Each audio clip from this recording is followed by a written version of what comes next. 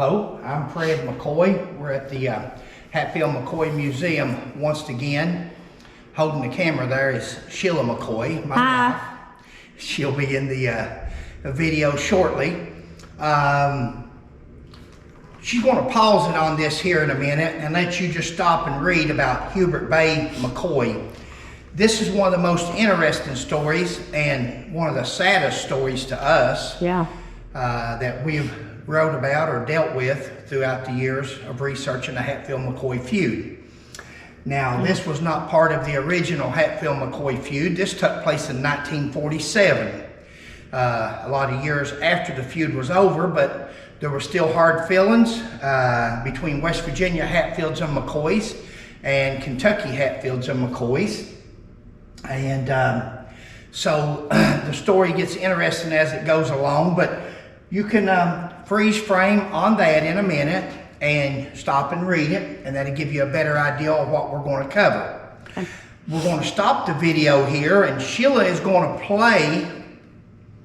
In fact, we'll stop it after a while at the beginning. The end or beginning. I can put it at the beginning of it, or I can put it at the end. Well, let's go to the other side of the wall for now. If you want, you can just follow you want me. Me to freeze in on that or not? Yeah, you can do that for a second.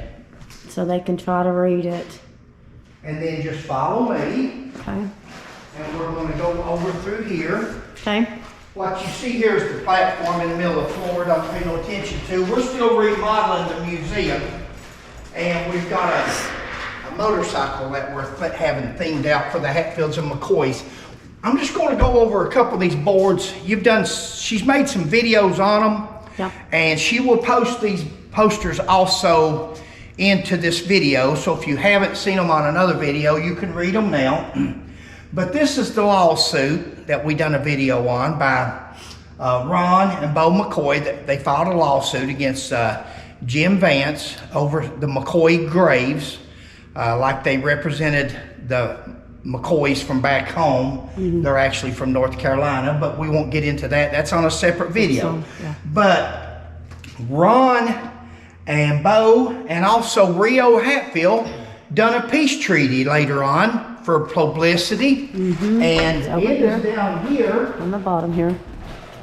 After the World Trade Center disaster, they claimed to have wanted to do a peace treaty between the Hatfields and McCoys. Let's start getting along, they said. Hatfields and McCoys have been getting along for years and years, long before Rio and Ron McCoy figured out they were related to the Hatfields and McCoys. But what this comes back to is the original peace treaty, which was between Jim McCoy and Willis Hatfield, Devil Ance's only living son at the time.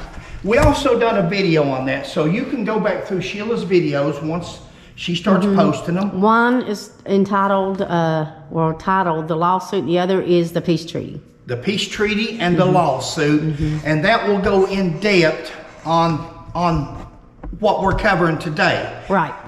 What I'm concentrating on here today is the peace treaty itself, because it's ironic that Rio Hatfield and Ron McCoy is talking about a peace treaty when one of them files a lawsuit against Jim Vance over the McCoy graveyard that we had never had a problem visiting, and then Rio Hatfield files the peace treaty and says he wants peace, but he never thought he would like another McCoy and so forth like that. It's nothing but a publicity stunt, because we're going to stop here, and this will be where Sheila will put her video in of Rio Hatfield, of a radio interview that Rio Hatfield along with Ron McCoy did with Phoebe Judge in North Carolina, and it's about 6 minutes long, and we're going to let you listen to that, and then we're going to pick up on the other side of it, and you can try to figure out how trustworthy these gentlemen are. One files the lawsuit, and one says he'll never trust McCoys, but yet he makes a story up on McCoys like he did. So we're going to stop the video here. She will play a YouTube video Phoebe Judge, and she'll also include Alan Hatfield in there. Alan Hatfield is actually the police chief that killed Hubert Bay McCoy in 1947, shot him in the back of the head and murdered him, killed him dead, and was convicted. But first, listen to the video of Rio Hatfield talking about his grandfather being shot in the back 3 times by McCoy, and then he shot and killed the McCoy. Thank you. Both families. We'll talk some more about that. Sure. Rio, will you tell us a bit about your grandfather and how he ended up to be the last Hatfield to kill a McCoy? Well, that's interesting. That was in the Washington Post last year on May the 20th. And what had happened was he was a chief of police in Matewan, West Virginia. He had a raid on a illegal operation in the city. And the gentleman there took the gun of another police officer and shot my grandfather 3 times in the back. My grandfather turned and shot and killed him. And later they found out that the person he killed was a McCoy. So it was in the line of duty from this police department. In fact, he was interviewed by a reporter on his, and it's very well documented in the book, interviewed on his glider on his front porch and said, "When are you going to go down and have the bullets taken out?" And he says, "Oh, I'll go down in a few hours, have the doctor take them out." He never did go. In fact, that was in 1947, and I wasn't even born, of course, then. And then later I grew up, and when I was a teenager, the bullets had caused some internal injuries that they finally had to remove them, but that was after several years after that. Are those bullets still around? They are not. Unfortunately, they are not. In fact, there was one ring that he had that my father had made for him is not around either. So there has been some artifacts that have been lost through the years, but we also have been able to achieve receiving and keeping a lot of those things, especially from the diggers on the national. Now these videos continuing on with Hubert Bay McCoy's story. By now you've probably listened to the radio interview of Rio Hatfield, Phoebe Judge, and Ron McCoy. You've probably listened to Alan Hatfield. Alan Hatfield says that he was the police chief, Matewan, West Virginia, for 5 years. Now he was the police chief for not even 2 years, and during those 2 years he killed 2 men. One of them, Hubert Bay McCoy. Both of them he was charged for murdering. The first one he got off because actually the Italian, the white-eyed Italian, as he calls him, Rock Nunnery. He was somewhat of a hellraiser during that time, and the local sheriff, local law enforcement didn't care a lot for him. So when Alan Hatfield shot him, he was indicted for it and charged with murder, but the jury let him off, mainly because the main witness, which was Alan Hatfield's police officer, one of his officers at the time, he failed to show up in court to testify on what happened. He said he got his court days mixed up. Now, Sheila and I wrote 2 books on this story, and we've got all about the police officers, what happened, and the book explains it more than we will here on video. If you really get into the story and you want the entire story and see the court documents, they're in that book. Okay. But it was funny, his police officer didn't show up, and they let him go on the Rock Nunnery case. Unlike Hubert Bay McCoy, where they charged him with murder, indicted him for murder, and then they went on and convicted him. A jury in Matewan, West Virginia, Mingo County, convicted him of involuntary manslaughter, and he was sentenced to 5 years in prison at hard labor. Now, you just heard the story that Rio Hatfield said, that his grandfather was shot in the back 3 times, but yet turned around and shot and killed the guy that shot him, and it happened to be a McCoy. And in the background here, and Sheila's going to scroll through, I'll just let her scroll through, and you can just look at some of those headlines of different newspapers from around the United States, and there's even a couple that's across the ocean. Yeah. And that's where Hatfield was indicted in the McCoy slaying. The hills remain quiet as Hatfield is convicted of killing the McCoy. And it just goes on and on with newspaper articles. So for somebody to say, hey, oh, I made a mistake, I didn't know this happened, that's not going to carry any weight with Sheila and I, because We have over 200 newspaper articles. exactly.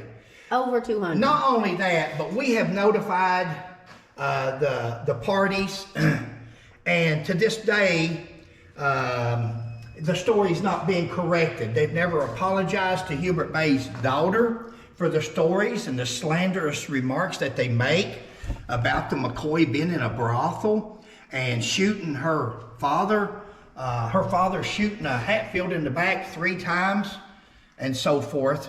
This is totally fabricated, totally false.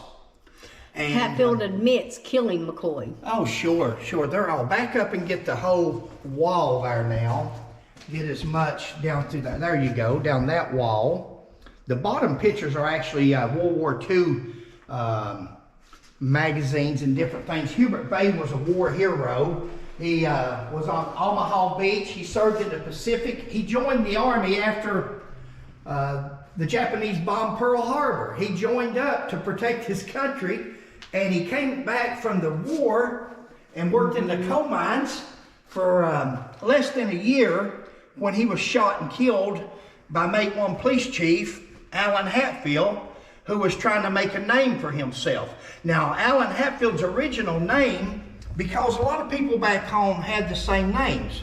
There was a Creek Alan Hatfield, and there was a River Alan Hatfield, and there was a Chicken Alan Hatfield. After we started doing our investigation, we figured out that River Allen was actually the police chief. River Allen, he lived on the river there, the Tug River, right across from Mate 1. And then in later years, in 1947, after he shot 2 men within 2 years, they changed his name to Chicken Allen because he was a shooter rather than a fighter or a negotiator or whatever. He was trying to make a name for himself, like Devil Anse or like Sid Hatfield, the former police chief, had over the Cold Wars. Right.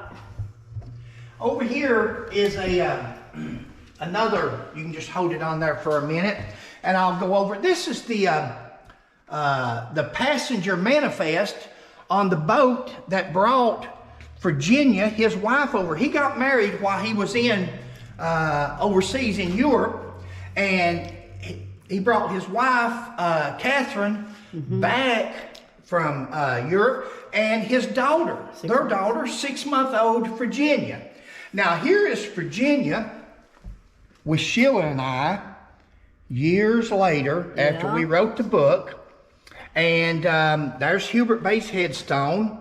Here's Alan Hatfield, from hero to zero. The Hatfields have made him out, Rio Hatfield and Darrell Fetty, the producer, one of the producers of the Hatfield McCoy miniseries. And if you'll go look, freeze it on that, maybe they can read that, or just go find the Columbus Dispatch, or go find the Huntington Herald Dispatch, Tri-State Native Helms historical production of Hatfield McCoy feud. And down through here, Darrell Fetty says that Alan Hatfield was like John Wayne. Well, Alan Hatfield may have been a lot of things, but he was no John Wayne. He was actually a murderer, and he shot Hubert Bay McCoy, an unarmed man, in the back of the head, and he killed him. And there's the certificate of death, homicide, and he was shot at the base of the brain. There's the death certificate. Here's Hubert Bay serving in the Army when he married his bride, Catherine. Here's his bride, Catherine, and Virginia, just a couple of days prior to him being killed. They're sitting on the Mate 1 bridge. This little girl right here sitting on her lap is actually this woman right here today. And we've got some better pictures we'll show you in a minute. She's really sweet. That is Virginia. And that's the story that she had to live with. We're going to come on around through here. What time are you on? 7 minutes. Okay. We're going to turn this into part 2. Okay. So that way, some people don't like to watch a long video. Watch this half. If you're interested in finishing the story, come back to part 2. It gets even better. Thank you. Thank you. It's Dan, that is. How old are you, Miss Hatfield? Well, I'll be 79 years old the 18th day of December. I understand you were chief of police at Mate 1 for a while. Yes, sir. How long was that? About 5 years. 5 years. Yeah. I understand that you killed 2 or 3 men, too. Yes, there's Tuesday you're doing that, yeah. The old man Rock, white-eyed Italian up there, in a rooming house. He shot me 3 times. And he got shot. Me and my buddy was together. He was shot. All right, now getting back to the Hatfield